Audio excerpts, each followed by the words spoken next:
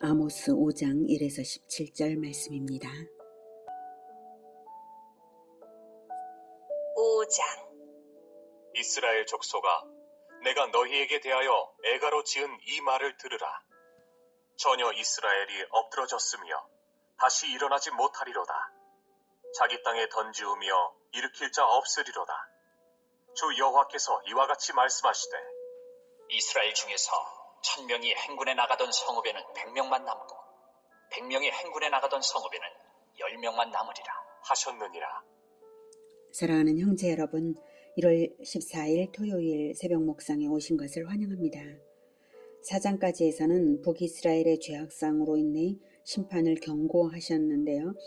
본장에서는 끝내 회개하지 않는 패역한 북이스라엘이 멸망당한 상황을 미리 내다보면서 애가를 부르는 내용입니다. 애가란 죽은 사람을 애도하기 위해서 혹은 민족이 멸망당했거나 매우 위태로운 지경에 이르렀을 때 그 사실을 슬퍼하는 마음을 나타내기 위해 불렀던 노래인데요. 아모스가 북이스라엘을 위해 애가를 지어 부른 것은 멸망이 확정되었다는 뜻입니다. 그런데 아모스가 이 노래를 지어 부른 때는 북이스라엘이 가장 풍요를 구가하던 여로보암 2세 때였어요. 그러한 때에 아모스의 애가는 얼토당토하는 일로 여겨질 수밖에 없었겠죠. 하지만 아모스는 번영의 이면에 엄연히 존재하는 영적인 기아 상태를 보았으므로 애가를 지어 부르지 않을 수 없었던 것입니다. 지금 우리 시대는 어떻습니까? 여로보암 2세 때처럼 경제적으로는 번영하나 영적으로는 빈사 상태가 된 것이 그때와 같지 않습니까? 우리의 눈이 우리의 영적 실상을 정확히 보아야만 합니다. 도덕성 타락이 극심해지면 거대한 제국도 일순간에 망했던 것을 역사 속에서 많이 볼 수 있습니다. 우리의 눈이 그 영적 실상을 먼저는 정확히 진단해야만 우리 사회를 살려낼 대안을 모색할 것입니다. 1, 2절 이스라엘 족속아 내가 너희에게 대하여 애가로 지은 이 말을 들으라. 처녀 이스라엘이 엎드러졌으며 다시 일어나지 못하리로다. 자기 땅에 던지우며 일으킬 자 없으리로다. 네, 처녀 이스라엘, 하나님께서 그리스도의 신부로 삼으시사 그리스도를 기다리게 하신 이스라엘이므로 처녀 이스라엘이라고 말하고요. 그러나 이제 그러한 영광스러운 그리스도의 신부로서 결코 당할 수 없었던 처참한 지경이 된다는 것입니다. 하나님의 특별한 보호 가운데 성별되고 인도되었던 이스라엘이 이제는 비참한 죽음을 맞이했다고 엎드러졌음이라고 통탄했습니다. 3절 주 여호와께서 이와 같이 말씀하시되 이스라엘 중에서 1000명이 행군에 나가던 성읍에는 100명만 남고 100명이 행군에 나가던 성읍에는 10명만 남으리라 하셨느니라. 전쟁에서 패하여서 아주 극소수만이 남는다는 예언입니다. 국가적으로는 완전히 멸망이고 극소수만이 영토에 남을 것이라는 말입니다. 4절 여호와께서 이스라엘 족속에게 이와 같이 말씀하시기를, 너희는 나를 찾으라 그리하면 살리라 베델을 찾지 말며 길갈로 들어가지 말며 브엘세바로도 나아가지 말라. 길갈은 반드시 사로잡히겠고 베델은 비참하게 될 것임이라 하셨나니 너희는 여호와를 찾으라. 그리하면 살리라. 그렇지 않으면 그가 불같이 요셉의 집에 임하여 멸하시리니 베델에서 그 불들을 끌 자가 없으리라. 멸망을 선포하는 중에도 다시 구원 얻을 방법을 제시합니다. 회개할 때 멸망 중 구원을 얻을 수 있다고 제발 하나님을 찾으라고 호소합니다. 그런데 하나님을 찾는다는 것을 이스라엘이 올바로 알아들어야 합니다. 그들은 베델과 길갈에서 여호와를 섬긴다고 말은 그렇게 하면서 우상 숭배를 했기 때문에 개념에 혼란이 있는 상태에서 잘못 찾아가지 말라고 베델을 찾지 말며 길갈로 들어가지 말며 브엘세바로도 나아가지 말라고 하는 것입니다. 브엘세바는 본래 아브라함과 이삭이 제단을 쌓은 곳으로 종교적 성지였지만 아모스 시대에는 바알 우상과 하나님을 함께 섬기는 혼합 종교의 중심지가 되었습니다. 동시에 우상 숭배자들의 순례지가 되어 있었습니다. 브엘세바는 남쪽 맨 끝에 남유다에 있는 성읍인데요. 북이스라엘에서도 우상 숭배자들이 거기까지 순례를 했던 것이죠. 그런 혼합된 형태의 종교 행위는 그 어느 곳에서 하는 것이든 그리고 또 어떤 열정으로 하든 거기에는 하나님이 함께 하실 수 없죠. 그래서 순수하게 오직 그리스도의 법도만 있는 여호와 종교로 돌아오라, 그런 회개를 하라는 것입니다. 그렇지 않으면 그가 불같이 요셉의 집에 임하여 멸하시리니 베델에서 그 불들을 끌 자가 없으리라. 예, 요셉의 집은 요셉의 둘째 아들인 에브라임 지파를 말하는 것인데요. 북이스라엘의 대표 지파거든요. 그래서 북이스라엘을 그렇게 요셉의 집이라고 부르는 것이고요. 결국 여호와를 찾지 않아서 멸망할 때에 이르면 혼합적인 베델 종교로서는 구원의 가능성이 전혀 없음을 말하고 있는 것입니다. 우리 시대에도 혼합 종교가 있음을 알아야 합니다. 불교와 카톨릭과 기독교 지도자들이 모여서 함께 종교의식을 하는 것은 두말할 것도 없는 혼합 종교입니다. 사적인 관계로서 전도를 위해 승려를 만나 교제는 할 수는 있겠으나 상대의 종교를 인정해 주는 것을 전제로 행사를 한다는 것은 하나님의 영광에 먹칠을 하고 배반하는 짓에 다름이 아닙니다. 그런 종교로는 결코 구원이 없습니다.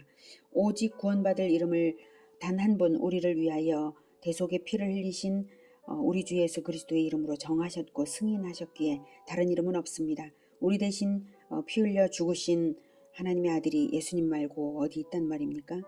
어느 신이 우리 대신 죽으셨단 말입니까? 대신 죽으신 자, 우리의 죄를 책임진 자 오직 우리 주 예수 그리스도밖에 없고, 그러한 방법으로서 구원받을 것이다 라고 하는 것은 태초 에덴에서부터 이미 예고가 되어 있는 바대로 언약대로 이루어 주셨습니다. 그렇기 때문에 다른 이름은 없습니다. 다른 노선이 구원의 법도가 되는 것이 결코 아닙니다. 돌아오고 여호와를 찾되 오직 예수 그리스도의 노선을 따르는 그것만이 여호와를 찾아 돌아오는 길입니다. 7절. 정의를 쓴 쑥으로 바꾸며 공의를 땅에 던지는 자들아, 묘성과 삼성을 만드시며 사망의 그늘을 아침으로 바꾸시고 낮을 어두운 밤으로 바꾸시며 바닷물을 불러 지면에 쏟으시는 이를 찾으라. 그의 이름은 여호와시니라. 그가 강한 자에게 갑자기 패망이 이르게 하신즉 그 패망이 산성에 미치느니라. 북이스라엘의 재판관들은 공법을 굽게 함으로써 정의사회를 쓰디쓴 쑥처럼 고통스러운 사회가 되게 했습니다. 묘성과 삼성, 묘성과 삼성은 별자리들의 이름이죠. 하나님은 전능하신 창조주이신 것을 말하고 있는 것입니다. 전능하신 창조주이심으로 사망의 그늘을 아침으로 바꾸실 수 있으니 절망 가운데 구원을 주시고요. 낮을 어두운 밤으로 바꾸시며 바닷물을 불러 지면에 쏟으시듯이 그가 강한 자에게 갑자기 패망이 이르게 하실 수 있음을 말하면서 심판으로 하나님의 전능을 체험할 것이 아니라 변화받음으로써 하나님의 능력을 체험하라 라는 말입니다. 10절. 무리가 성문에서 책망하는 자를 미워하며 정직히 말하는 자를 싫어하는도다. 너희가 힘없는 자를 밟고 그에게서 미래 부당한 세를 거두었은즉 너희가 비록 다듬은 돌로 집을 건축하였으나 거기 거주하지 못할 것이요 아름다운 포도원을 가꾸었으나 그 포도주를 마시지 못하리라. 너희의 허물이 많고 죄악이 무거움을 내가 아노라. 너희는 의인을 학대하며 뇌물을 받고 성문에서 가난한 자를 억울하게 하는 자로다. 그러므로 이런 때에 지혜자가 잠잠하나니 이는 악한 때임이니라. 너희는 살려면 선을 구하고 악을 구하지 말지어다. 만군의 하나님 여호와께서 너희의 말과 같이 너희와 함께 하시리라. 너희는 악을 미워하고 선을 사랑하며 성문에서 정의를 세울지어다. 만군의 하나님 여호와께서 혹시 요셉의 남은 자를 불쌍히 여기시리라. 북이스라엘의 지도자들이 탐욕으로 저지르는 죄악들을 지적하며 하나님의 백성으로서 의의를 행할 것을 다시 한번 촉구하고 있습니다. 10절에 무리가 성문에서 책망하는 자를 미워하며 정직히 말하는 자를 싫어하는도다. 13절에 그러므로 이런 때에 지혜자가 잠잠하나니 이는 악한 때임이니라. 둘 다 같은 의미로 보면 됩니다. 이 시대가 진리를 잃어버려서 어두워졌으므로 공의가 밝히 드러나야 할 장소인 성문에서 공의대로 책망하는 선지자를 싫어합니다. 그러므로 지혜자들은 잠잠하게 되는 것이죠. 제자들이 자기 입을 닫게 만드는 것은 구원의 가능성이 무엇인지를 말하는 것을 금하는 것이므로 구원의 길을 차단하는 것과 똑같습니다. 그래서 하나님께서는 남유다에서 아모스를 불러내기까지 하셔서 북이스라엘로 가게 하셔서 이렇게 정의를 위하여 외치고 있지 않냐 이거죠. 제발 듣고 알아들으라고 애끓는 호소를 하는 것입니다. 여호와께서 혹시 요셉의 남은 자를 불쌍히 여기시리라.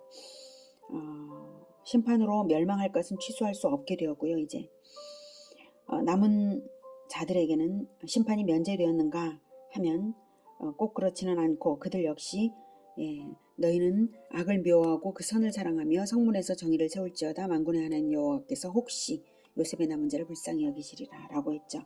그래서 악을 미워하고 선을 사랑하며 성문에서 정의를 세우는 이 선언대로 행함으로써 구원이 있다는 것입니다. 16절.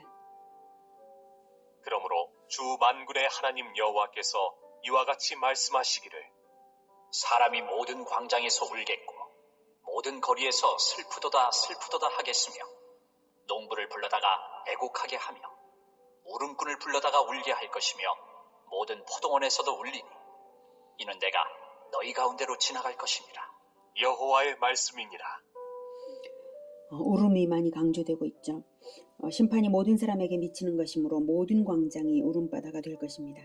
농부를 불러다가 애곡하게 하며 울음꾼을 불러다가 울게 할 것이며 모든 포도원에서도 울리니 울음을 기가 막힌 슬픔이어서 혼자서 울기에는 그 슬픔을 다 표현하기에 부족한 그러한 심판이라는 뜻입니다.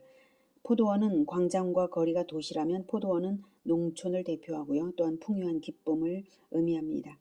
그러므로 전국적인 슬픔이고 모든 기쁨이 사라질 것을 말하는 것입니다. 그럴 수밖에 없는 이유는 바로 내가 너희 가운데로 지나갈 것임이라. 즉 애굽에 한번 지나니까 애굽 전국의 곡성이 있게 되었지 않습니까? 모든 가정의 모든 마다들이 다 죽었지 않습니까? 바로 여호와가 애굽의 모든 집을 다니시면서 장자를 쳐서 죽이셨기 때문인 것처럼 그런 것처럼 이스라엘에 그렇게 지나가신다는 것입니다. 그래서 모든 사람들이 광장에서 포도원에서 울고 농부도 울고 또 모두가 운다는 것입니다. 이스라엘의 강팍함이 애굽의 바로와 마찬가지로 되었다는 뜻이죠. 그러므로 이스라엘의 임할 심판이 애굽이 겪었던 비참함에 조금도 뒤지지 않을 것임을 암시하고 있습니다. 오늘은 혼합 종교를 버리고 오직 대속주 그리스도의 법도로 돌아와 하나님을 찾아야 함을 배웠습니다. 십자가의 노선만이 순결한 공의의 법도입니다. 대중이 십자가의 법도를 싫어하여서 그것을 아는 사람들은 입을 닫아 잠잠하게 된다면 그것은 더 이상 구원이 없는 것이라는 사실도 배웠습니다. 그러니 오직 십자가를 지신 그리스도 예수님을 따라서 우리도 자기의 십자가를 지고 복음을 말하고 공의를 실천함으로써 날마다 여호와를 찾는 우리가 되어야 하겠습니다. 그리스도의 길에서 잠잠하지 말고 말하는 자들이 되시기를 기원합니다. 기도하겠습니다. 하나님, 우리를 구원하시기 위해서 모든 사람이 볼 수 있도록 높이 달리셔서 피 흘리심으로써 온 세계에 알려지신 우리 주 예수님처럼 우리가 그만큼 사람들에게 알리고자 하는 마음으로 광장에서도 알리고 시장에서도 알리고 집에서도 알리고 알리는 자들이 되게 도와주시옵소서. 세상이 악해져도 세상이 악해질수록 오히려 더욱더 우리는 입을 닫지 말고 하나님께서 우리에게 베풀어 주신 그 참된 지혜를 세상에 알리는 그런 자들이 되겠습니다. 주님, 우리에게 성령과 지혜를 충만하게 부어주셔서 이 세상의 빛을 밝힐 수 있게 주님 도와주시옵소서. 그래서 공의가 되게 하여 주시고 이 사회가 쓴속이 되지 않게 주님 도와주시옵소서. 예수 그리스도 이름으로 기도드립니다. 아멘. 이어지는 시간은 개인 기도 시간입니다.